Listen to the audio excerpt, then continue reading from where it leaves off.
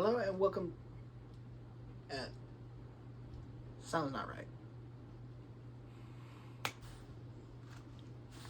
Much better.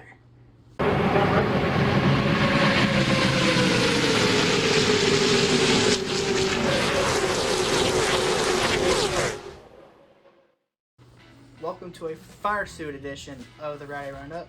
I got this suit literally today as I'm filming this. This has been made for Atlanta. In case you weren't already aware, I will be in Atlanta this weekend, so come on out and say hello. But before we get into another bit of a snoozer in Phoenix, we got a few headlines to go over. Ian Trackhouse has announced that the Project 91 car will return at COTA with Kimi Räikkönen, the Iceman, behind the wheel. Had a decent showing his first go around at Watkins Glen. Hopefully, he can do a little bit better. But he is not the only Formula One driver to be running at COTA. Jenson Button will be running for Rick Ware Racing in the 15 at Circuit of the Americas. You're now seeing a bit of a Formula One invasion, where a few years ago we had a few IndyCar drivers join in. Patrick Carpentier, Juan Pablo Montoya, Danica Patrick, and Dario Franchitti, all making starts in NASCAR. And my only question is, when do we see Lewis Hamilton? Is this opening a lane for more Formula One car drivers in the future? I believe so, especially with this car being tailored to road courses specifically.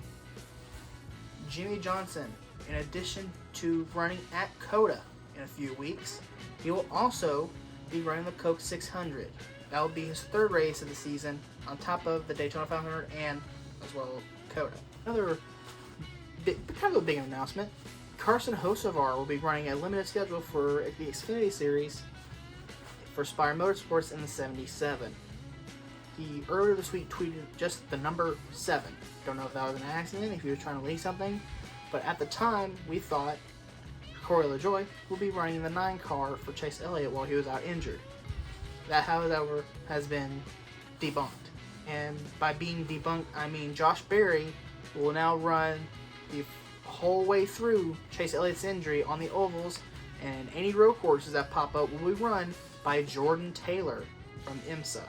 I don't know if there ever been any starts by Jordan Taylor in NASCAR previously, but should be fun to see at COTA.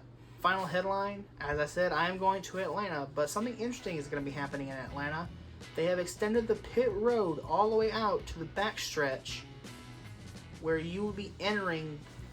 The commitment line is now on the backstretch, entering turn 3 on the apron.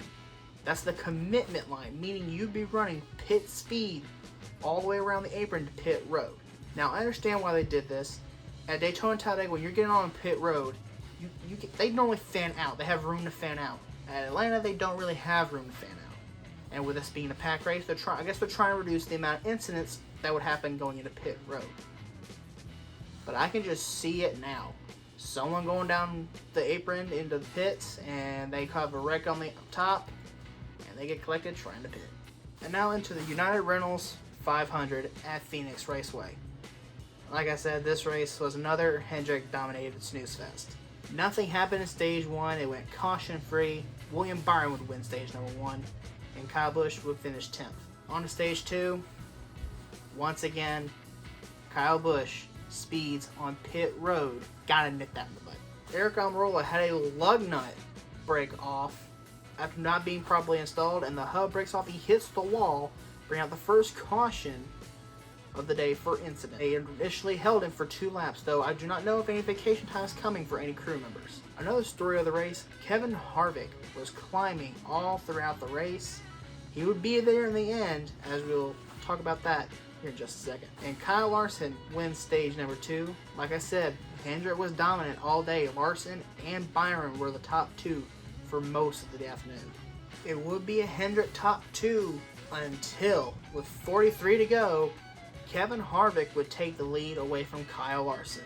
And Harvick would pull away from Larson all the way up till 10 to go, when Harrison Burton would blow a tire and spin, bring out a late caution, shaking things up once again. And as Larry Mack says, cautions breed cautions, because Ty Gibbs and AJ Allmendinger would wreck Fort St. Gus for the second week in a row to overtime. And it would be a wild restart, but Byron would hang on to get his second win in a row. Hendrick strong out of the gate. But another little thing that happened earlier in the week, their hood louvers were confiscated. We'll have to see if anything comes out of that. As I'm recording this, the win and all that still stands. It wasn't just Hendricks, a couple of the ones from Calling got confiscated as well. And Kyle Busch, despite the speeding penalty, would recover to finish in the top 10, coming home 8th. Now it's time for the underdogs of the week. There's only 2 underdogs of the week, this week, because the Truck Series did not race. For the Xfinity Series, it will go to Anthony Alfredo with a strong run in that 78 car. They were fast in Daytona. Don't really remember seeing anything out of them in Las Vegas and California. Still, good run. And I gotta give it to him in the Cup Series.